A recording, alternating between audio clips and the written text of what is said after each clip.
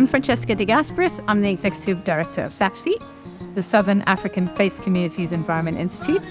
Today we celebrated the 6th anniversary of the corrupt nuclear deal court case victory here in the Western Cape High Court.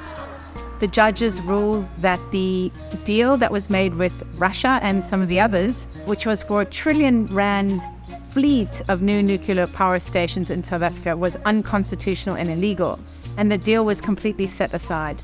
And so we also were reminded not only of the significance of what was achieved at that moment 6 years ago, but also about what were the lessons from the court case, the need for public participation, the need for parliamentary oversight, and the need for good governance in energy decision-making and procurement. And we know that these are fundamental cornerstones of our democracy and the Constitution. Even our Constitution said, Section 24, everyone has the right to live in an environment that is not harmful to their health and well-being. And we must protect Mother Earth for the future generations. Pansy, nuclear pansy! It might sound funny to people, I'll just say, no, it's a fancy way of boiling water, you know? It's just a kettle, you know? But if this kettle's element goes wrong, it's actually a bomb. That's kind of how I get it relatable, but that's the key. I'm here today to celebrate small wins. No nuclear, that's really what we believe. There's many renewable energy options that South Africa can utilize that are better for the planet and especially for the people. How long is this going to go on? How long is this going to continue? 4 times a day for us, load shedding is a living disaster. So many of us are in energy poverty. So many of us may have access to the grid, so we have electricity coming to our home, but we literally can't afford to turn our lights on. That's the fundamental problem with our energy system. That A, people can't afford the energy and electricity that comes to their homes, and B, that energy decision-making isn't being done in a way that is actually for the people that live here and for future generations. And we know that nuclear energy is never going to be able to provide that because of the toxicity and the radioactivity of the waste and the unreliability of the energy system and the fact that it's really, really expensive and time-consuming to install.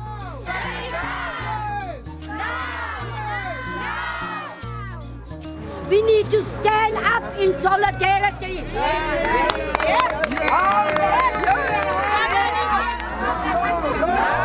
Yes to renewable energy, yay! Yes to renewable energy, yay! What do we want? We have the worst drought in 140 years. Our dams are dry. We now depend on water from the poles. So we don't want uranium mining in the Karoo. We don't want that devastating companies getting into the Karoo. Now it's time for us to change the system, and it's time for us to stop the greedy leaders and forward with victory forward. We also were reminded that the Chernobyl nuclear accident happened 37 years ago on this very day. And I believe that those judges chose the anniversary of the Chernobyl accident to remind us of what happens if nuclear goes wrong from human error.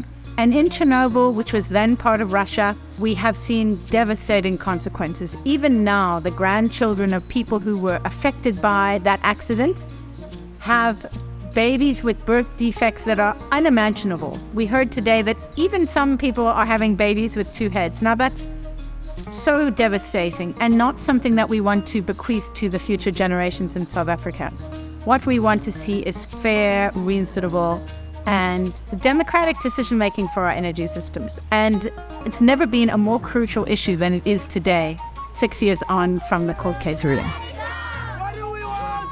We need civic action, and that civic action means protests and writing letters and participating. The future is ours. It's not to sit back and wait for government to do something, but to make sure that we act now.